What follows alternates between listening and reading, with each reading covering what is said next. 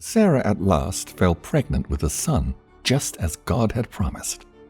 At his birth, Abraham named his new son Isaac, and there was great rejoicing and celebration.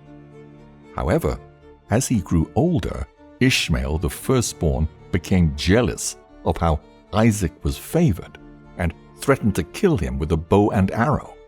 The tensions between Abraham's two wives had now reached a peak, and to keep peace within his household, he made the decision to send Hagar and Ishmael away into the wilderness. But Ishmael prospered despite their banishment, starting a family of his own and acquiring many herds of cattle and flocks of sheep. Abraham visited his family in secret, disapproving of Ishmael's first wife, but giving his blessing for the second. And after years of separation, he returned at last to live near his father with his new family and possessions. Isaac was now a grown man of 37 years, and Abraham and Sarah loved him like no other. He was their miracle child, born after years of struggle and sorrow, the heir of Abraham's great legacy. But a test was coming, one which would shake the foundations of his very soul. At a time when the sons of God gathered before the Lord, Satan also approached, his words filled with cunning and malice. He taunted God, telling him that his favorite Abraham had forgotten him now that he'd been blessed with a son he desired for so many years. But God knew that Abraham's faith was unshakable, and to prove his obedience, he asked him to make the ultimate sacrifice, Isaac, his beloved child. Although he was grieved at this request, Abraham was willing. God had given him all that he needed and desired, had delivered him from his enemies, had protected him through countless difficulties. How could he refuse to do what God had commanded? Abraham knew, however, that separating Isaac from his mother would be the true challenge. She adored Isaac, never wishing to be away from his side, and this test would be beyond her faith. So on the pretense of taking Isaac to meet Shem, Noah's son, and learning his wisdom, Abraham set off on his fateful journey. But Satan would not let God win so easily. He appeared to Abraham in the form of an old man who questioned why God would make such a seemingly cruel request of him. Abraham was wise and faithful, however, and recognized the temptations of Satan immediately. He rebuked him sternly and continued on his path. Satan was not finished there, though. Next he came to Isaac in the guise of a beautiful young man, warning him that he was being led to a pointless death. But like his father, Isaac was not to be led astray, and the two men of faith carried on as God had commanded. In a final desperate attempt to stop their advance, Satan transformed himself into a raging torrent which blocked their way. As they entered it, the waters rose up to their necks, but Abraham saw past the devil's trick and rebuked Satan once again in the name of the Lord. Terrified, he fled, and the land turned dry once again. The greatest trial was yet to come, however, as they reached the mountain where the burnt offering would take place. Abraham led his son to the place that God had instructed, and they prepared an altar with stones, mortar, and wood. With a heavy heart, he told his beloved son that God had chosen him as the sacrificial lamb, the ultimate proof of Abraham's faith and loyalty. Isaac trembled, but he did not protest or question the command of the Almighty. Instead, he obeyed, allowing himself to be bound to the top of the altar. His father wept tears of sorrow, but his faith never wavered, and he raised the sharpened blade to slay the son he had waited so many years for.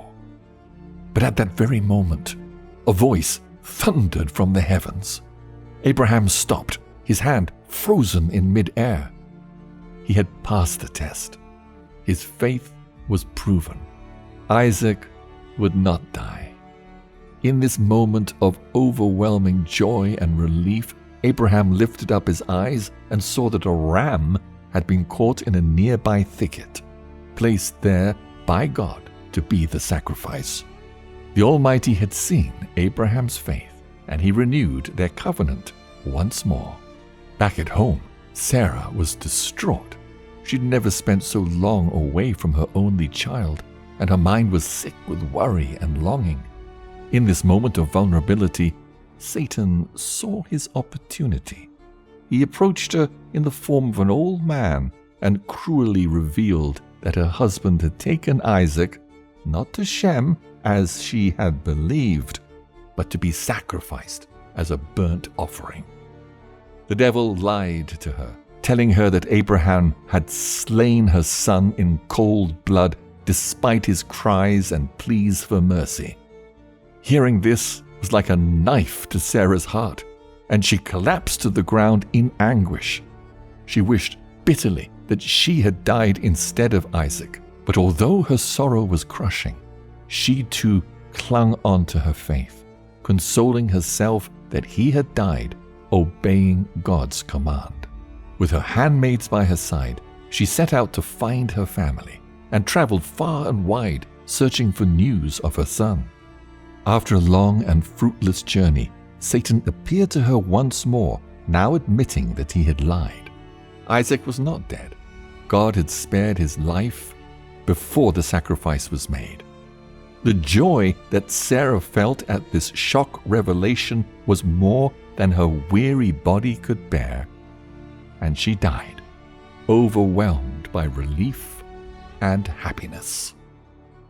When Abraham and Isaac returned, they learned the tragic news and wept bitterly. Sarah, the mother of nations who had walked beside him through all his trials, was dead.